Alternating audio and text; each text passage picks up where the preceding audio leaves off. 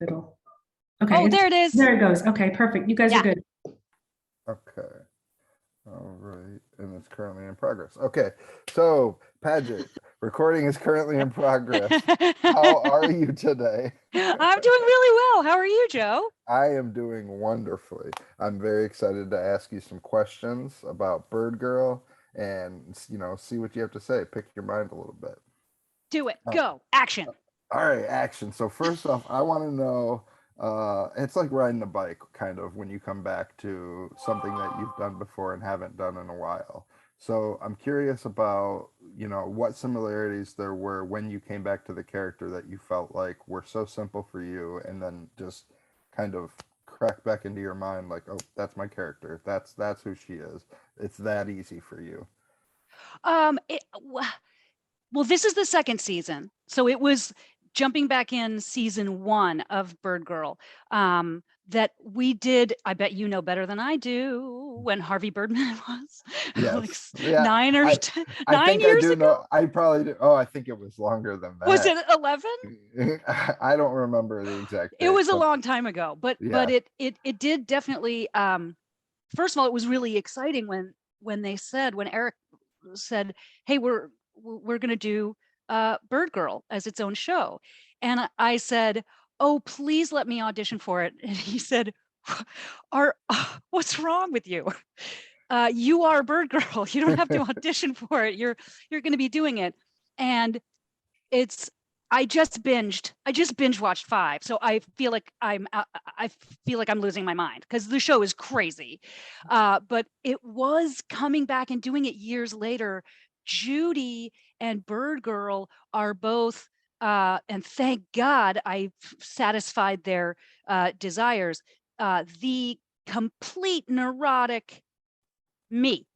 So that's just my voice. I'm not really all that gifted. It's not much of a stretch. I can talk really quickly, and I'm a little crazy like Judy and Birdgirl. So yeah, the riding the bike part was just it was so exciting to be able to do her again, because it does let my manic sort of dissipate, like letting steam out of a kettle. Uh, Right. and so but I feel insane having just watched a bunch back to back.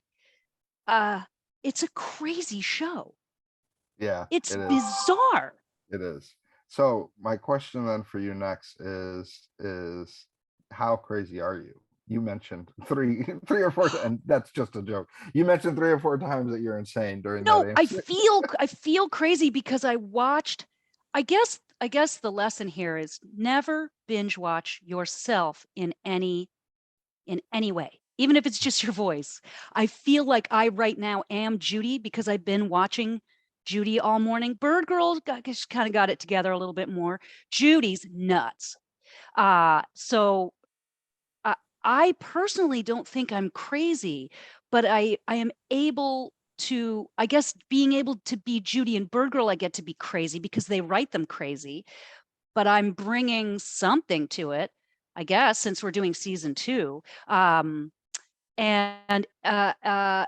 it's mostly self-deprecating but vain, but all of my bad qualities that I try to suppress on a daily basis get to come out in voicing these characters.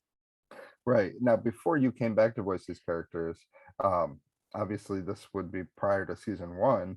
What point did you give up on returning to Birdgirl? What point did you, like, at point in your life, was it just when that was done, you Oh figured yeah, it when was I over? yeah, no, when I found out that Harvey Birdman wasn't coming back, I was really sad, and but that's sort of, unfortunately, that's how this business goes. You get to work with these wonderful people, and you form relationships and inside jokes and text chains, and same thing with Community, same thing with DuckTales, same thing with, and then unfortunately one day you're not doing it anymore. So to be able to get the chance to do Birdgirl again over a decade later was thrilling. And I think maybe that's the world we're in now, is that so many things can come back, from the dead. That I who love that. knows? I love that you work with Danny Pudi on both, because you mentioned DuckTales. I love that you work Yeah, with him on DuckTales and Community. So yeah. get him in for Birdgirl season 3. Oh gosh, you're right. You know what? I bet he's probably working. He's probably busy somewhere. He could be in Prague. I don't know where Danny is. The guy is amazing. He's always working. I want to know what other since we're talking about Community and we're talking about DuckTales, what other universes that you're a part of, like whether it's live action or animated, would you like to see Birdgirl explore? Whether it be Greendale or whether it be Oh, uh, she'd in the fit Duck right world. in. Come on, she'd fit right in at Greendale. She'd just be a substitute teacher at Greendale. She'd be the ass Birdgirl, crack bandit. yeah. She- Judy would, could be an office assistant, inept. But yeah, no, Judy would, here, help me out. You help me out. What do you think? Judy and Birdgirl, what universe could they go into where it would just be a mess? So I want to see Birdgirl go to the Community universe where she interacts with two characters. One would be the dean, just Yes, because I feel like the dean would be a little bit like just kind of like interested, but yeah. also like No, they would both be sussing each other out, because they are a little bit the same kind of squirrely manic, that they would like, who's going to win that war? It seems like they would go head to head, but admire each other in a weird, sneaky, mischievous way. And Yeah. I think Abed would probably be the one to most easily like accept her and like talk to her, You're and right. treat her like a normal person. That's which is really funny. sweet. You're Yeah, right. yeah. He would. Oh, okay. So that's what this is. Of course. Yeah, Yeah. you're no nonsense. And Oh my gosh. You write it. Write that show. okay, I'll call Dan Harmon. So you, my next question for you would be, they did a live action like promo for Rick and Morty where they had Christopher Lloyd come out and play Rick Sanchez. Would you ever be interested in doing something similar as Birdgirl or Judy for like a promo live action?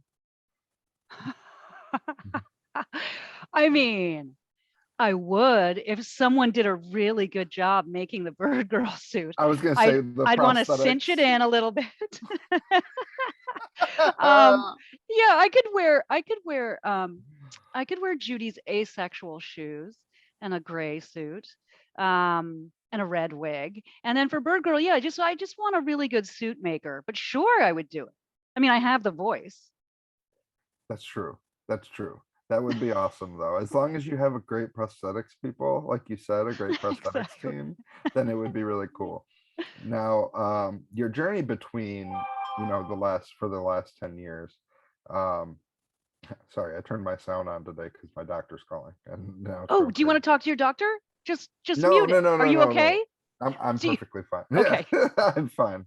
No, Just you a can little- mute. Just a few a little epilepsy. I'm good though. Okay. No, they're not calling. That's why my sound's on. Is what I'm saying. Oh! I thought your doctor was repeatedly calling you. No, if that was Okay. the case, I'd have to choose between the two of you, and that would destroy my life. I'd have to. No, like, I call would my wait. I doctor. would wait for you to talk to your doctor. Well, let me ask you about the decade between when you played Birdgirl before and when you played Birdgirl again. Seasons 1 and 2. What do you feel like you learned in your other projects that helped you bring to this show now that maybe you didn't use prior when you played the character? That's a really interesting question. I think maybe just getting more experience acting in different environments, like Criminal Minds is a gun and serial killers, and then Community were those guys and that table and 17 hours of joke 'em ups at that table. and grandfathered and another period, and all of it. I think the more experience you get at anything, the better you're going to get at it. But even if you don't get better, I feel like I did become more fearless, or um uh people kept hiring me, so I felt good about myself, like, oh, maybe I must be doing something right. So I think there's no I have no I'm not embarrassed to do anything now. There's no like vanity to protect, or I'm going to distance myself from this character because I didn't write this, or it's very easy to be so insecure that you don't give everything, because you're afraid to look stupid, or you're afraid to fail, or if I really try to go for this, and I what if I miss it? And I think the more you work, the more you realize, no, there's no you have to go for it. You have to leap off the cliff every single time. That's what makes something dramatically interesting, or something funny. Even failure is funny. I mean, there's a lot of failing in Birdgirl, but I think it's just trying to get rid of vanity or insecurity or ego, and just embrace the project itself, and do really go for it. Does that make sense? Did that make any sense? It made perfect sense. Oh, It good. went longer than I expected. Shoot, but I'm that's sorry. I perfect. told you Well, I talk too much. here's the thing. What you have to say is way more interesting than what I have to say. So it I worked out really well. We don't know what your doctor has to say. That's true. Well, I'm not going to go on about that. I was going to say, I know a little bit, but that's not what this is about. This is about you playing two characters in multiple shows. So you've played two characters in Birdgirl. You played two characters in Community. I did, yeah. Yeah, you did. What was it, Deborah? No, who was it? She was in the basement, and then years later I came back as Frankie Dart. And then in that one scene, Frankie Dart says, I keep trying to call her, and I hear a high-pitched noise. My nose starts bleeding, and I think I'm hearing Aramaic. Was that the line? It was something like Frankie Dart was trying to call the character I had played years before. I never caught that. That's crazy. I loved that line. I thought that was hilarious. That is hilarious. Yeah, I never realized that. And that's my favorite show. Oh, cool. Yeah. No, like I don't think you have a pop, but I have Troy and Abed. Oh, good. Yeah. What are they? What are they? What's a pop? A doll? Like a pop vinyl. Like let me see, what is that? A so pop. Oh, what's behind you? Yeah, you have a bunch behind you. I have them. That's so cool. No, I don't think there is a Frankie Dart those are one. Pokemon, and then all my Spider-Man ones are like right here. But oh my gosh. The Community ones I think are from season 1, so they don't have a I'm sure. Frankie yet, but hopefully we'll get another. There were a lot of people on that show. Yeah, but your no nonsense was what really brought season 6 together, and kind of I love that. Thank you for saying it. It was a great experience. Those guys are great. Oh yeah, they're all amazing. Now, when it comes to Birdgirl, is there anybody that you want to give a shout out to that you feel like really helped pull this show together? Kind of like I said, the way you brought that aspect to Community.